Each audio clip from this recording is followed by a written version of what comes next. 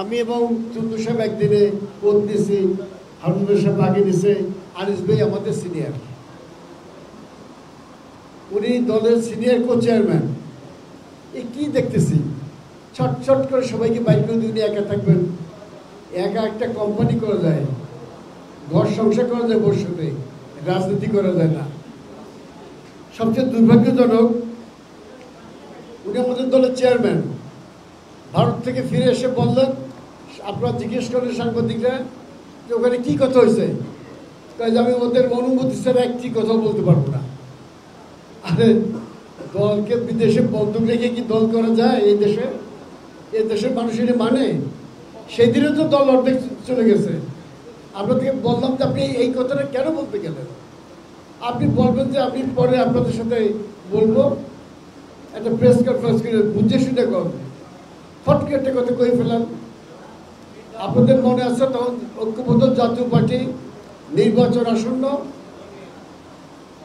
দ্বাদশ নির্বাচনকে সামনে রেখে 12ই নভেম্বর আমরা ডিপ্লোমা ইঞ্জিনিয়ারিং ইনস্টিটিউটে বিরাট করলাম, বর্ধিত সভা করলাম।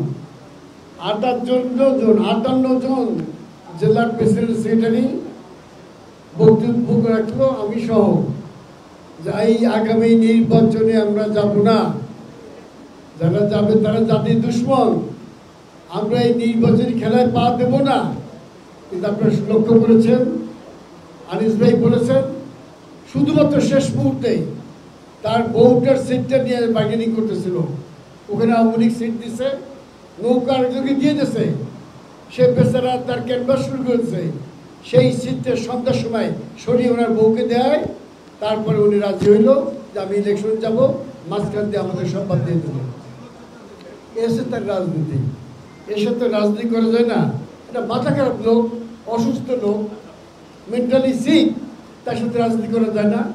আমি তাই বলছি যে আপনারা আসুন, জাতীয় পার্টিকে যদি বাঁচাতে হয়, এইটা হচ্ছে টাইম, এইটা হচ্ছে সময়, আপনার শেষ সময়টা হাল ধরুন, নাহলে জাতীয় পার্টি বাঁচবে না।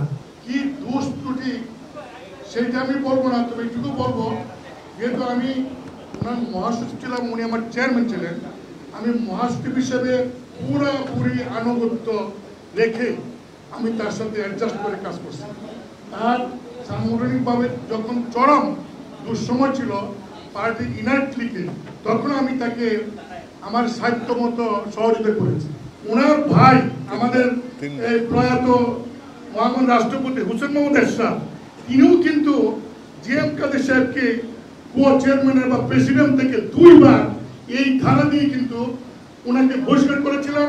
সেদিন কিন্তু জিএম কাদের সাহেব এই ধারা থেকে এই অ্যামেন্ডমেন্ট করার জন্য তিনি কিন্তু বক্তব্য রেখেছিলেন।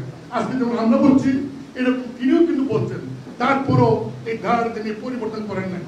86 পরে 86তে আমি এমপি হই, 87তে আমি ডেপুটি মিনিস্টার হই। আমি যখন এমপি মন্ত্রী, তিনি তখন একটি আধা সরকারি কর্পোরেশনের ম্যানেজার বা ডেপুটি ম্যানেজার বা জেনারেল ম্যানেজার। দল হয় তার 10 বছর পর 96তে এসে তিনি জাতীয় পার্টিতে জয়েন করেন।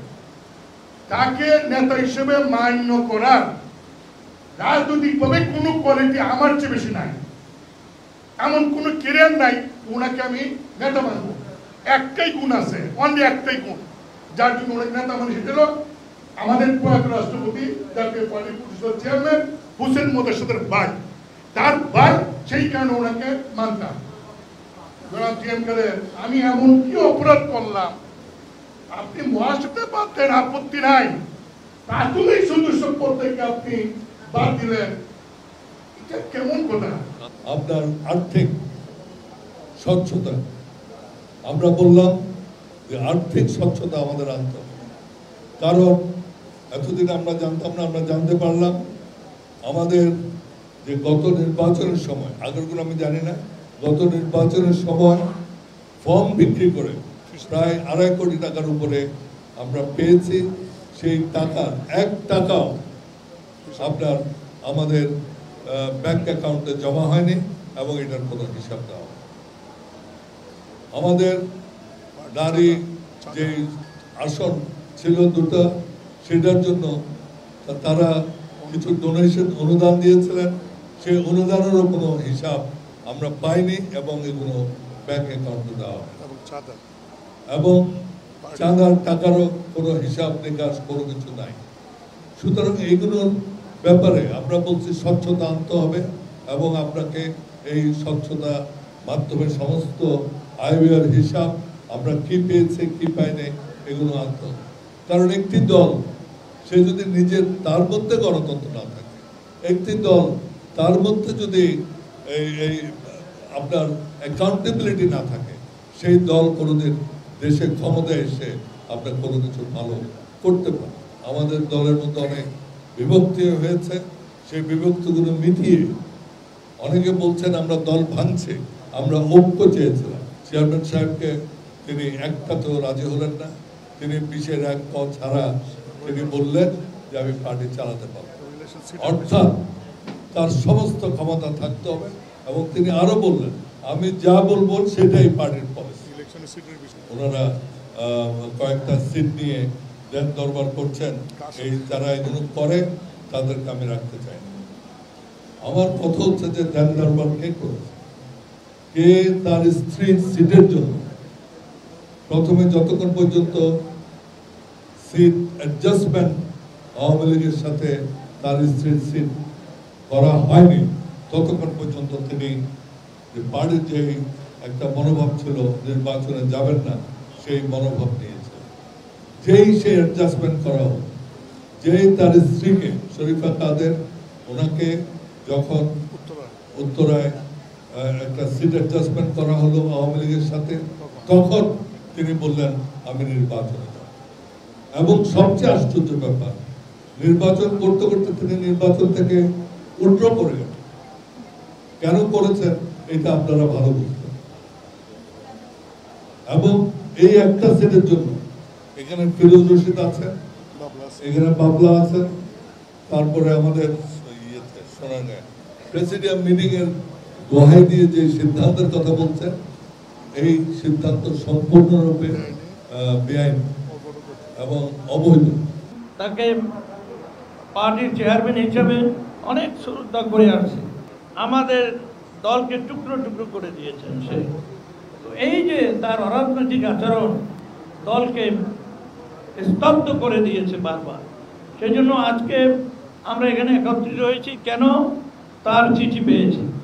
কাদের ভাই আপনার চিঠি আমার হাতে এসেছে, আপনার যে মানে লাভ লেটার সেটা আমরা পেয়েছি, কিন্তু আমরা আপনাকে বহিষ্কার করি নাই, আমরা আপনাকে ফেলে যেতে চাই না। আমরা দলকে শক্তিশালী করব, আবার বৃহত্তর ঐক্য করে আপনাকে আমরা আবারও বলবো আসেন, আপনাকে আমরা সম্মান দেব। এবং কাদের সাহেব কেন এই কাজটি করলেন, তার কি হয়েছিল, তার কি অসুস্থতা আসছে নাকি এটা পরীক্ষা করার প্রয়োজন আছে। কারণ একটা মানুষকে আপন করা, ভালোবাসা, কাছে নেওয়া, তার সহযোগিতা নেওয়া, তাকে সহযোগিতা, এইটা কত কঠিন কাজ। আর সেখানে ইজি গোয়িং আপনি চিঠি দিলেন আমাদেরকে।